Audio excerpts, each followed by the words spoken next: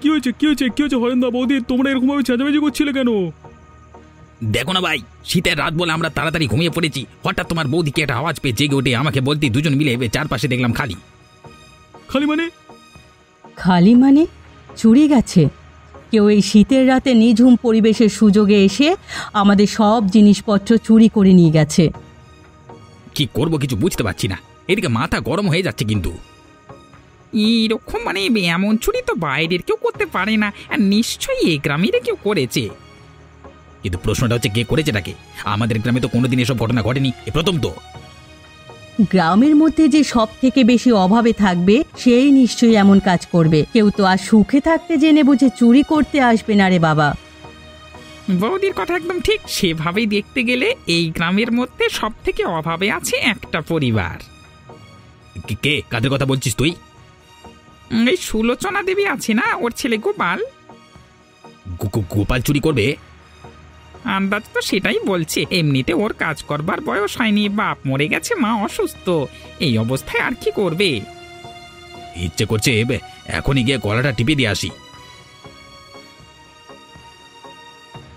আমাকে একটু আশ্রয় দেবে মা? এই শীতের রাতে জীর্ণ চাদর জড়িয়ে খোলা আকাশের নিচে তো আর বাঁচতে পারছি না। কে তুমি? দেখছো না আমরা এখানে সমস্যার মধ্যে কথা বলছি? আমার পরিচয় জেনে কি করবে? আমার নাম রমাকান্ত। বড় বিপদে পড়ে তোমাদের কাছে আশ্রয় চাইছি বাবা। তবে যদি থাকতে দাও তাহলে তোমাদের বিপদ থেকে উদ্ধারের রাস্তা বলতে পারি, তবে তার জন্য ধৈর্য ধরতে হবে। ঠিক আছে বাবা, আপনি আমাদের কাছেই থাকবেন।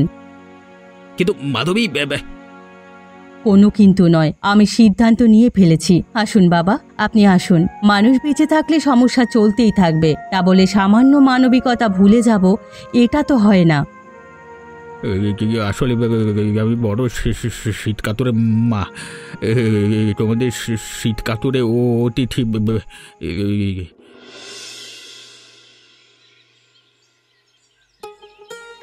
মাধবপুরের রাস্তা কোথায় বলতে পারবে কাকিমা?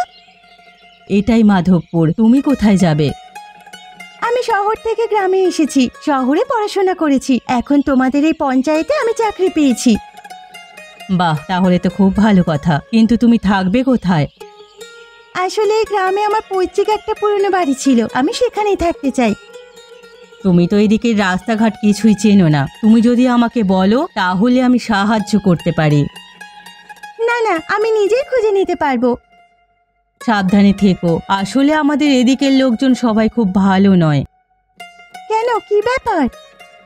কাল রাতেই আমাদের বাড়িতে চুরি হয়েছে, এখনো সবাই খোঁজাখুঁজি করছে।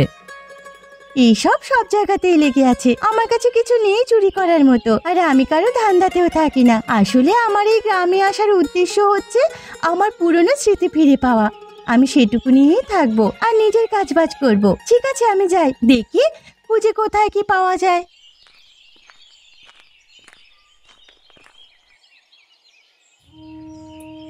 মা, এখন কেমন লাগছে তোমার?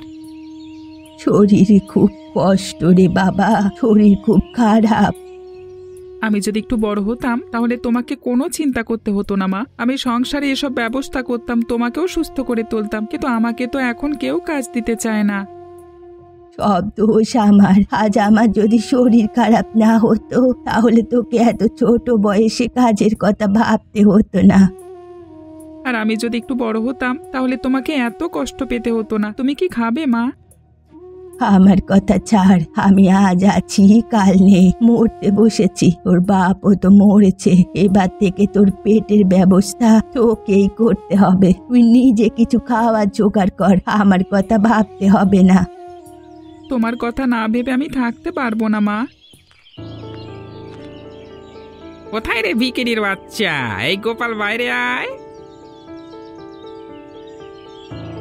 কি হয়েছে মন্টু কাকা, তোমরা সবাই মিলে বাড়িতে এসেছো কেন?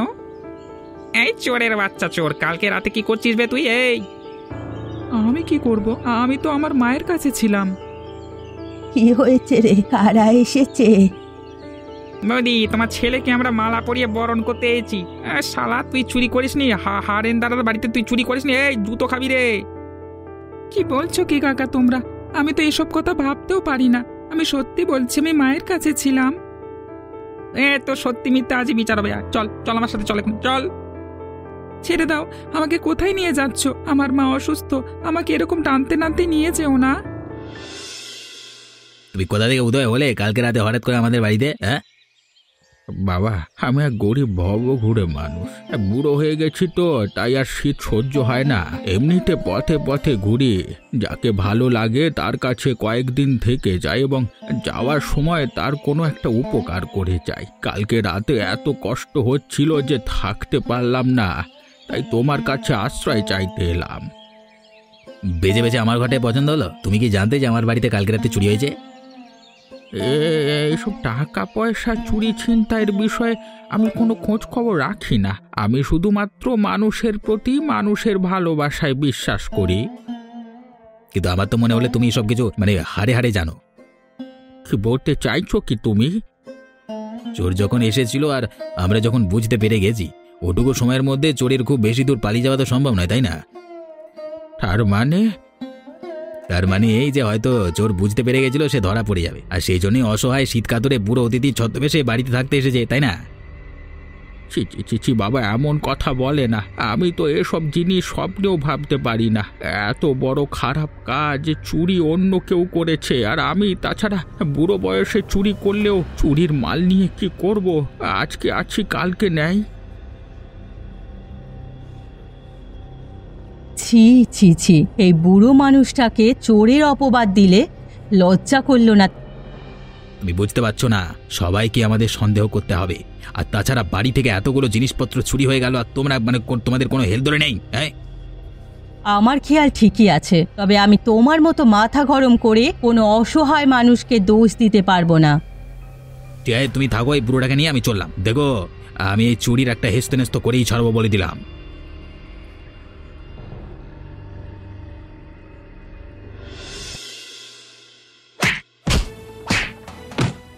হ্যাঁ বল, আর করবি চুরি? কেন করেছিস চুরি? বল বল শালা বল।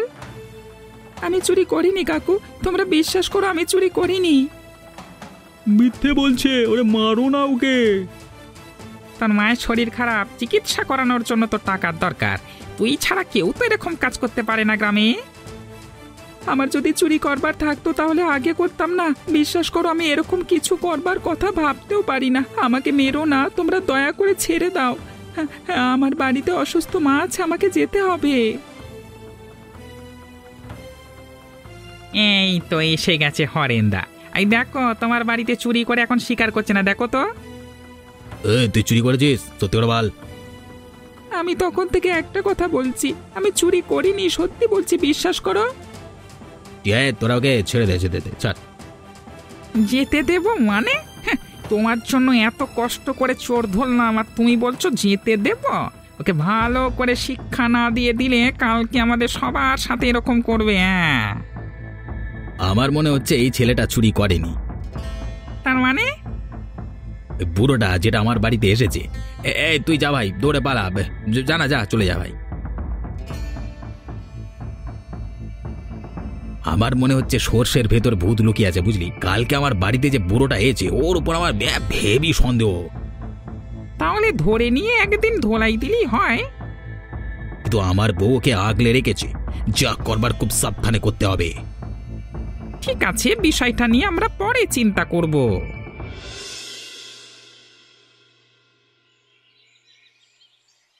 দাদু, ও দাদু। কে? তোমাকে তো এর আগে কোনোদিন দেখিনি, তুমি কি নতুন? হ্যাঁ মানে, কিন্তু তুমি এত ছোট ছেলে জেনে কি করবে? আর বলোই না, তুমি কি ওই হরেন কাকাদের বাড়িতে এসেছো? আপাতত ওদের বাড়িতে আছি। আসলে আমার কোনো বাড়ি নাই তো, যখন যেখানে পারি থাকি, আবার চলে যাই। যতদিন ভালো লাগছে থাকবো, না ভালো লাগলে চলে যাব। আমি ঠিক বুঝতে পেরেছিলাম, সেজন্যই বলছি তুমি একটু সাবধানে থেকো। কেন কেন আমি সাবধানে থাকবো কেন? ওই তুমি যাদের বাড়িতে আছো ওদের বাড়িতে চুরি হয়েছিল, তাই গ্রামের যাকে পারছে তাকে ধরে মারছে, আমাকেও ধরে মেরেছে, জানো? এটা তো জানি না। কিন্তু কিন্তু আমাকে মারতে মারতে ওরা বলছিল যে ওই হরেন কাকা মানে হরেন কাকা তোমাকে সন্দেহ করে, তাই তোমাকে ফাঁসাতে পারে ওরা। তুই তো এইটুকু বয়সে খুব পাকা পাকা কথা বলিস। বাড়ি থেকে আছে তোর? আমি খুব অসহায়, বাবা মারা গেছে, মা খুব অসুস্থ, খেতে পাই না, মায়ের চিকিৎসা করানোর জন্য টাকা পয়সা নেই। এদিকে সবাই বলছে আমি গরিব, তাই আমি চুরি করেছি। আমি কি করব কিছু বুঝতে পারছি না। বুঝতে পারছি, আমি ভুল লোকের অতিথি হয়েছি। চল আমি তোর বাড়িতে যাই, দেখি তোর কোনো সমস্যার সমাধান করতে পারি কিনা।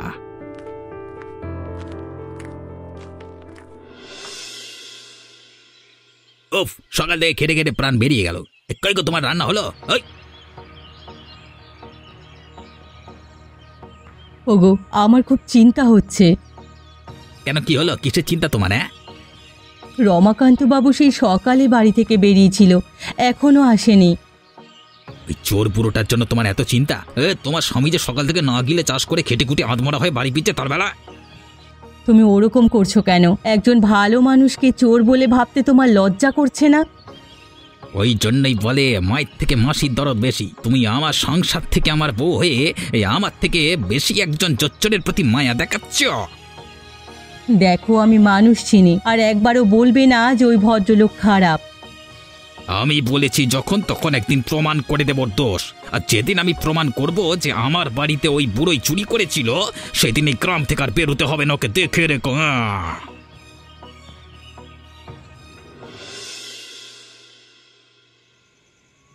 মা, তুমি চোখ খোলো মা, তুমি এরকম করছো কেন মা?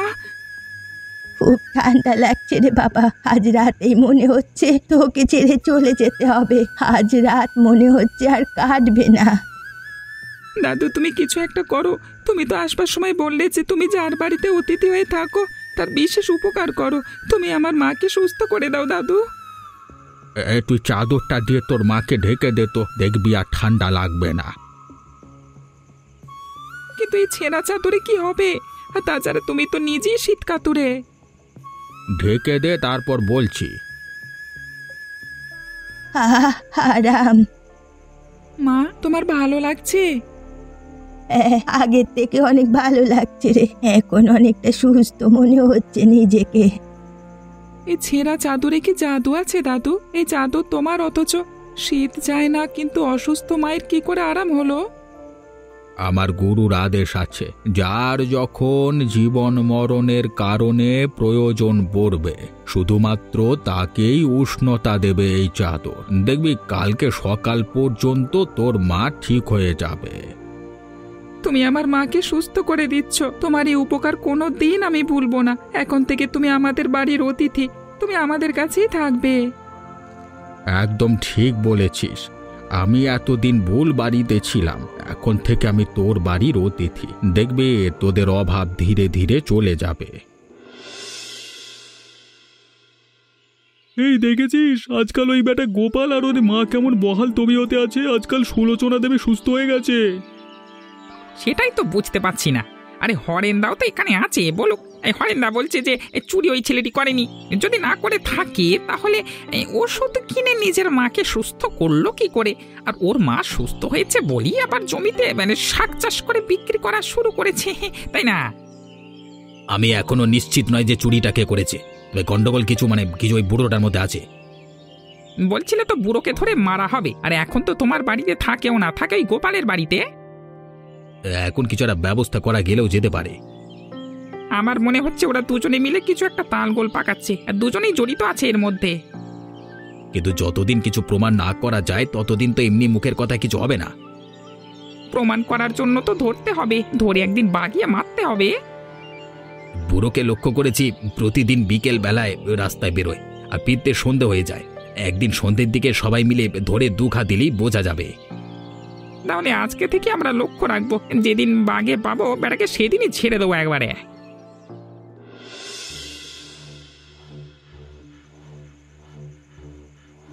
এই ধর ধর বুড়োকে ধর রে, ধর। কি হলো, তোমরা আমাকে এভাবে ঘিরে ধরেছো কেন? আমরা জানতে চাই যে চুরি করবার পেছনে আসল কে দায়ী। তোমরা বিশ্বাস করো আমি কিছু করিনি। বুড়ো মামদো, বুড়ো কিছু করনি তো? ওরা এমনি এমনি গরিব থেকে বড়লোক হয়ে যাচ্ছে, কই আমরা তো হতে পারছি না এত খাটবার পরেও। আমি তো প্রথমেই বলেছিলাম বাবা যে আমার সাথে ভালো ব্যবহার করবে আর তার বাড়িতে আশ্রয় দেবে এবং সৎ হবে, তাকে আমি এক উপায়ে সাহায্য করব। আহা, এক উপায়ে সাহায্য করবে? তা সাহায্যটা কি শুনি? আমার গুরুদেবের আশীর্বাদ যে কোনো অসহায় মানুষকে সাহায্য করতে পারে সেটা। দেখেছিস কেমন ঢমাচ্ছে রে? এই তোরা কি আছিস রে? ওরে মান না রে। এই কি করছো তোমরা? এটা পঞ্চায়েতের মাঠ, সরকারি জায়গা। একটা বৃদ্ধ মানুষকে তোমরা এরকম ভাবে নাজেহাল করছো। আমি কি পুলিশ ডাকবো? মানে কিছু না, আমরা তো এমনি এমনি এমনি কেউ কোনোদিন এরকম অন্ধকার রাতে একজন বৃদ্ধ মানুষকে ঘিরে ধরে না। কি হয়েছে এক্ষুনি বলো, না হলে আমি পুলিশ ডাকবো। বুঝতেই পারছো আশা করি যে আমি সরকার পক্ষের লোক। আহা, মা ছেড়ে দাও, ওরা এমনি আমার সঙ্গে মশকরা করছিল। মস্করা করছিল? এক্ষুনি যদি মেয়েটা না এসে যেত না, শেষ করে ফেলতাম শালা বুড়ো। কি হলো, কথা কানে যাচ্ছে না তোমাদের? যাও এখান থেকে।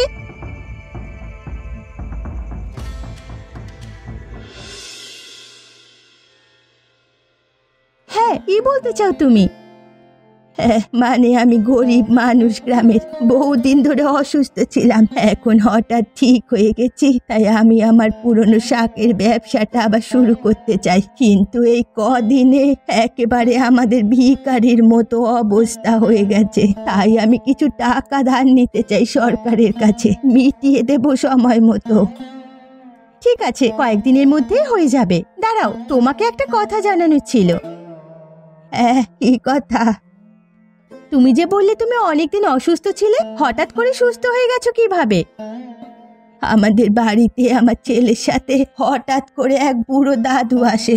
এমনিতে সে ওই হরেন কাকাদের বাড়িতে আশ্রয় নিয়েছিল, কিন্তু তারপর আমাদের অসহায়তার কথা জেনে আমাদের বাড়িতে আসে। সেই আমাকে ঠিক করে দিয়েছে। কিভাবে ঠিক করেছে? আর কে বুড়ো দাদু? পরিচয় তো আমিও ঠিক জানি না, তবে এমনিতে শীত কাতুর। তবে ওর গায়ের একটা ছেঁড়া চাদর আমাকে দিয়েছিল, সেটাই আমাকে সুস্থ করেছে। আর ওটা রেখে দিলে নাকি আমাদের বংশে আর কখনো কারো এমন শরীর খারাপ হবে না বলেছে। সেই বৃদ্ধের নাম কি?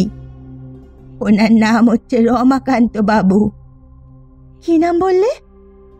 হ্যাঁ, মানে এইসব পঞ্চায়েতের কাজ তো অজুহাত। আমি ঠিক এই মানুষটাকে খুঁজতেই এসেছিলাম এই মাধবপুর গ্রামে। কাল সন্ধ্যাবেলা আমার ঠিক সন্দেহ হয়েছিল যে আমি ঠিক মানুষকেই বাঁচিয়েছি। কোথায় পাওয়া যাবে এখন তাকে? আমাদের বাড়িতে। ঠিক আছে, এক্ষুনি চলো।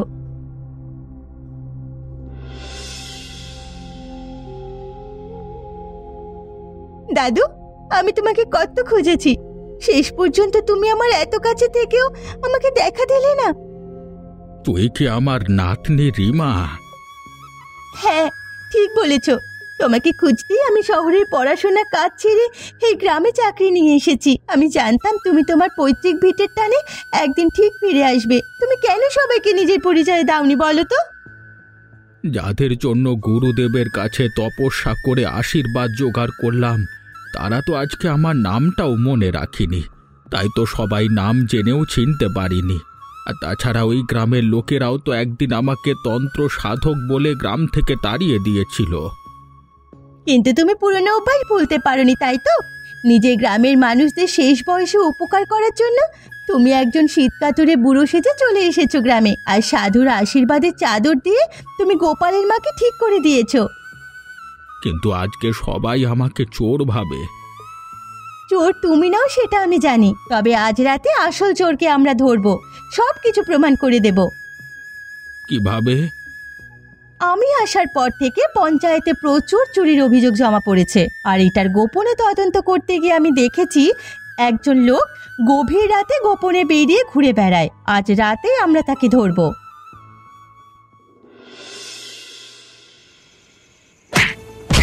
বাবা গো, মরে গেলাম, বাঁচাও! এখন কেমন লাগছে মন্টু ওস্তাদ? ছিচকে চুরি করার মজা বুঝতে পারছো তো? ওই ছেড়ে দাও আমাকে, আপনাকে ছেড়ে দাও। আমি সব জিনিসপত্র তোমাদের দিয়ে দেবো, কোনো অভাব থাকবে না, ছেড়ে দাও। কি হয়েছে এত রাতে চিৎকার কিসের? কি হয়েছে মন্টে? এই কি তোর কি হলো রে? যাদের ভরসায় তুমি পুকুর খুলেছিলে, দেখো শেষ পর্যন্ত সেই চোর বেরোলো। তার মানে হচ্ছে এটাই যে আমার আশীর্বাদের চাদর দিয়ে শুধু তোমাদের সুস্থ রাখতে চেয়েছি একজন শীতকাতুরে অতিথি সেজে এসে। আসলে গ্রামে আমার পুরনো বাড়ি ছিল, কিন্তু কিছু মানুষ আমাকে বদনাম করে তাড়িয়ে দিয়েছিল। এখন ছদ্মবেশে ফিরে এসে তোমাদের ভালো করতে চেয়েছি, তোমরা আমাকে অপবাদ দিয়েছ। আর তার বদলে এই আসল চোর মন্টুকে মাথায় তুলে বসেছ। বল তুই, স্বীকার কর, না হলে মেরেই ফেলবো। হাত জোর করে বলছি তোমাদের, এই শীতের দিনে আমাকে মেরো না, বড্ড লাগে। হ্যাঁ, আমি চুরি করেছি লোভে পড়ে। আমি তোমাদের সব কিছু ফিরিয়ে দেবো, দয়া করো। চিচি নিজের দোষ ঢাকতে একটা বাচ্চা ছেলেকে মারতে তো লজ্জা হয়নি? আর তোর জন্য আমি এই ভালো মানুষটাকে এত অপমান করেছি, তাই ভাবছিলাম মানুষটাকে আমার খুব চেনা চেনা লাগছে। তোর তোমরা দেখছো, মারো না। মার বেটাকে উদুম ঠ্যাঙা। উরে বাবা, ই লাগছে, বাবা। এবারে চলো, ওকে পুলিশের কাছে নিয়ে চলো, ওর বিচার করা হবে আদালতে। এভাবেই খারাপ মানুষের ক্ষতি হয় আর ভালো মানুষের ভালো হয়। তোমরাও কিন্তু আমাদের সাথে ভালো হয়েই থেকো আর আমাদের চ্যানেলটি সাবস্ক্রাইব করতে ভুলো না।